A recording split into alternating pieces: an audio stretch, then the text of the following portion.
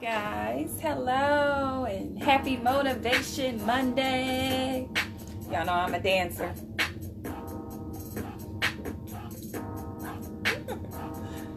Gotta have some fun, you know, you gotta get your day started right some days. So music is my therapy on the inside to feel good on the outside. All right, so today I just wanted to talk with you guys a little bit about debt reduction. Over the weekend I had a chance to kind of review some more videos and read over some more information so that I'll be able to bring that to you to help me help us reduce a little bit more debt. Okay, so the first thing that I started to talk about last week was the envelope budget. Okay, so I'm still using my envelope here. Last week I set a spending budget for about $100, and I actually stayed within budget there. I only spent $87.88. That took a lot of eating at home, not really eating out.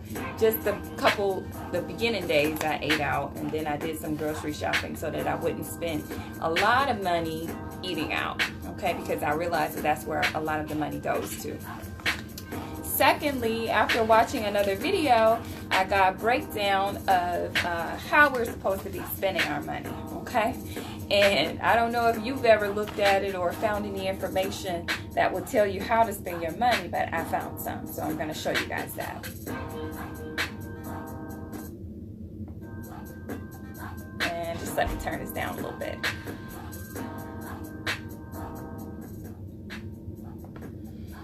Okay, so I found something that told me that we are only supposed to be, well, there's like a 70% rule, okay? So we're actually only supposed to be spending about 70% of the money, the income that we bring into the house. So the way that it was broken down was 70% was a spend only, and that would include paying bills and everything inside of this 70%. This is the 70% that we're actually supposed to live off. So we're not supposed to live off the full check, the 100% check, which I know I did before in the past, and I know some of you may have done in the past as well. We're only supposed to be living off the 70%.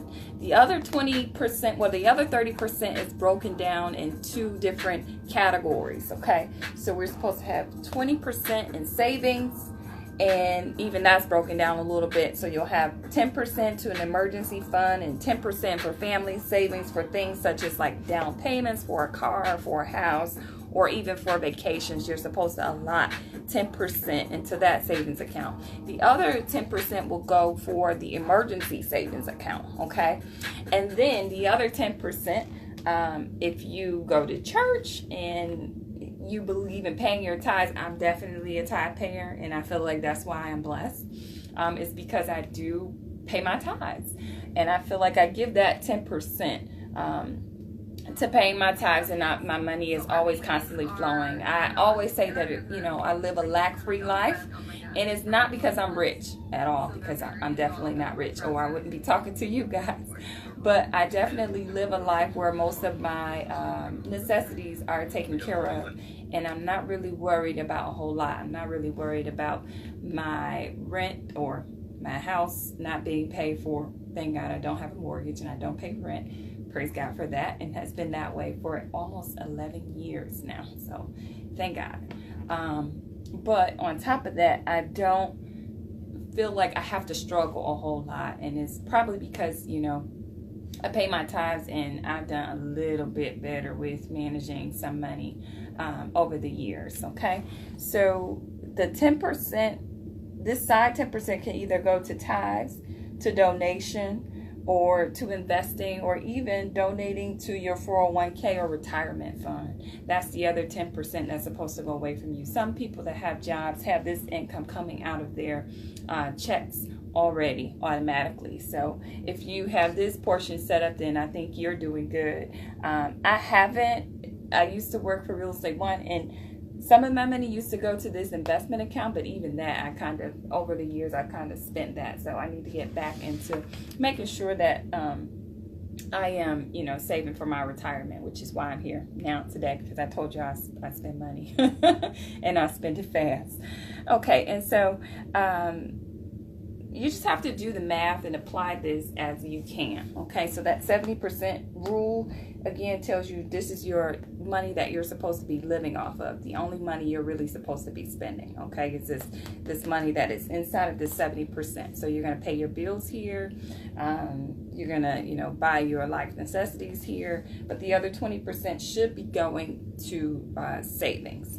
Okay, and then I found this other article which was kind of funny and kind of cute.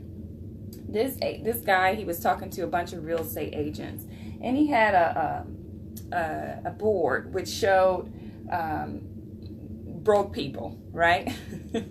And so I don't know how many of you fit into this category, but I definitely fit into this category here, which was the broke people. And what it says is that once you get your check, you take your check from your job and you put it right into your personal account, okay? So you only get the check and put it right into your personal account, which means that what? You're going to spend all the money that you put there, right? So he said this is what broke people do, and this is what keeps you broke, okay? So we're going to kind of get out of this. I have a few accounts set up to kind of manage my money a little bit, so I feel like I set myself up, but I'm just not doing what I'm supposed to be doing. Then he had another board which showed that the people who are trying to get, you know, reduce their debt or trying to get financially free, they have an account set up that looks like this. So you get your check here on the top, and then you put that money into your business account. So for me, I run my own business, so I do put my money directly into this business account here.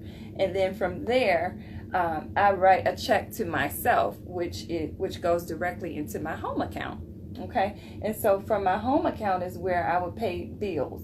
And the way that this is rationed out gave us a big number, which was $10,000. So if we get a check for $10,000, we're supposed to take $3,400 and put that here in a home account. And then you should have a tax account set aside. And I don't have a tax account set aside. So at the end of the year, I'm just always kind of like playing with my money, which is not good. Don't do that, especially if you're running your own business, because you don't want to get in trouble. And then don't always claim zero, okay? Because then you end up owing money. And then your tax advisor has to try to figure out how to help you out, okay? So don't always spend your money. Make sure you're paying the appropriate taxes, because you don't want to get in trouble at the end of the year. All right, and so this here shows, again, the business account. I'm writing a check here for my home account, and then I'm writing a check here for my tax account. And then I'm supposed to give $3,400 to my business expenses, okay? So sometimes, let's say, for instance, I receive a check. An average check for me doing real estate is going to be about $3,000, $4,000, right? And so when I get that check, I'm just supposed to give myself a portion of that. And it's broken down in increments of like 33%. 33% here, 33% there, and 33% here. Not to confuse you all with the numbers, because I'm really not a numbers girl. But I'm supposed to ration this out, in which I think I do a pretty good job of that. I don't always write myself a full check.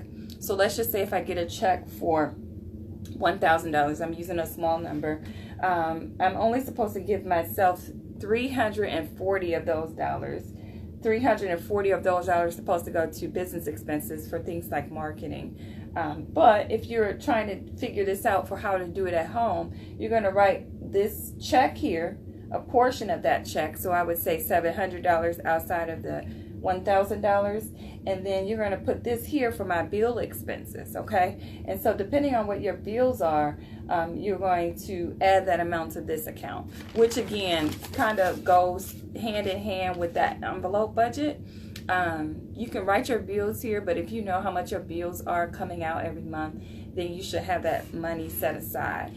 And pay your bills first, okay? So even if you get paid twice a month, The easiest way, this is probably how I got a little bit better with doing my finances, was because I started really just letting them take all of the money out of my account on certain days, okay? So I set myself up for auto pay because I never wanted to owe people, and then I never wanted to come home and have my lights turned off. One time I came home and my lights was cut off, and I was like, oh my God, I forgot to pay the bill.